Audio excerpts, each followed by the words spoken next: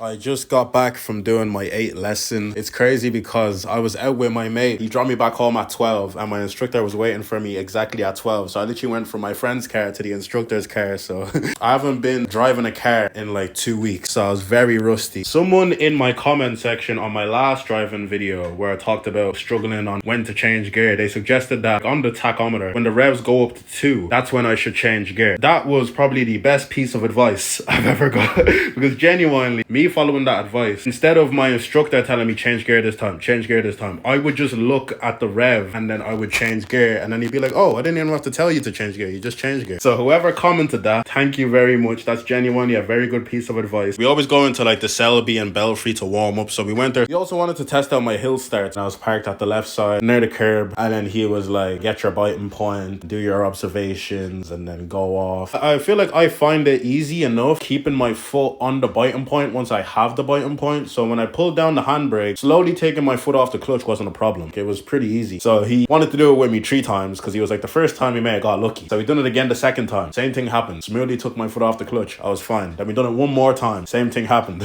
Slowly took my foot off the clutch. I was fine. So he was like, hill starts are okay. And then he took me on the main road, and then we were going around roundabouts, stopping in traffic, going again. Clutch control when you're in traffic, getting in the habit of like being in traffic, clutching down and braking, and then pulling your handbrake up, and then getting your biting point again, and then pulling the handbrake down, building up those patterns. And it felt good to be out on the main road. We went up to some parts I haven't even been to before, like the Cheeverstown Lewis stop, that road that goes through the Lewis tracks, and the roundabout, we went around that. I've been there multiple times, but I never drove up there before, so I was like, ooh, this is new horizons. So when we took that U-turn around that roundabout, I was like, ooh. Also, when I'm trying to change gears after getting out of traffic, I kept keeping my foot on the clutch. You could hear it in the car, so that's kind of a mistake I made like 2-3 times when we were driving. So I just need to make sure my foot is fully off the clutch after already changing gear and I'm trying to accelerate, because if I have the clutch on and I'm trying to accelerate, obviously it makes that sound. But just the conclusion on my 8th lesson, which now makes me 2/3 of the way done the EDT, the Essential Driver Training. I think that advice I got about changing gears when you see the revs hit 2, that's genuinely such a game changer for someone who wasn't sure when to change their gears like me. So I really appreciate that comment. I'm booked in with him next week on Sunday at 12 p.m. That'll be my 9th lesson next week, so I'll let you guys know how that goes.